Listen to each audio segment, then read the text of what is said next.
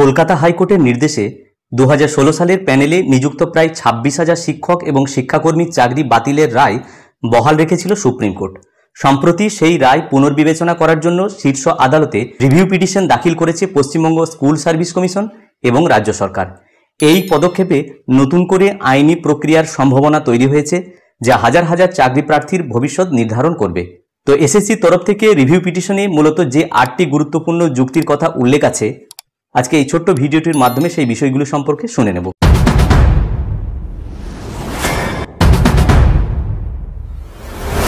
1 নম্বর, সকলের নিয়োগ অবৈধ নয়। কমিশন জোর দিয়ে বলেছে যে প্যানেলের সকল নিযুক্ত ব্যক্তি দুর্নীতির সঙ্গে যুক্ত ছিলেন না, তা সত্ত্বেও সকলের চাকরি বাতিল করা হয়েছে। অতীতে মানবিক দিক বিবেচনা করে সিদ্ধান্ত নেওয়ার নজিরও উল্লেখ করা হয়েছে। 2 নম্বর, বিদ্যালয়ের উপর প্রভাব। এত বিপুল সংখ্যক শিক্ষক এবং শিক্ষাকর্মীর চাকরি বাতিলের ফলে বিদ্যালয়গুলিতে শূন্যতা তৈরি হবে এবং পঠন পাঠন ব্যাহত হবে। 3 নম্বর, সমতার অধিকার লঙ্ঘন।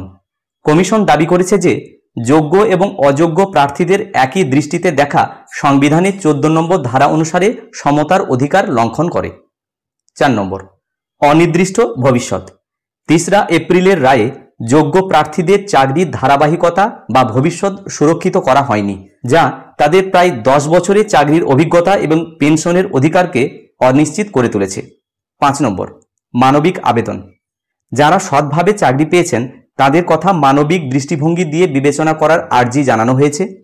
নির্দোষ প্রমাণিত না হওয়া পর্যন্ত সকলেই নির্দোষ, এই নীতির উপর জোর দেওয়া হয়েছে।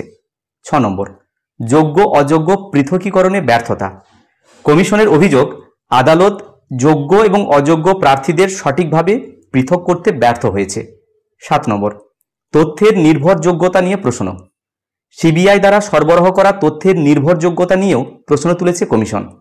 নিজেদের দেওয়া তথ্যে গরমিলের অভিযোগও অস্বীকার করা হয়েছে।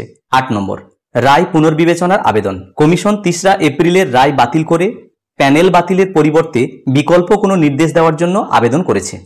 যাই হোক, অনলাইন একটি নিউজ পত্রিকায় এই প্রতিবেদনটি প্রকাশিত হয়েছে। আমি এই ছোট্ট ভিডিওটির মাধ্যমে হুবহু শেয়ার করার চেষ্টা করলাম মাত্র। ভিডিওটি সকলকে দেখার জন্য ধন্যবাদ। সকলে ভালো থাকুন, সুস্থ থাকুন।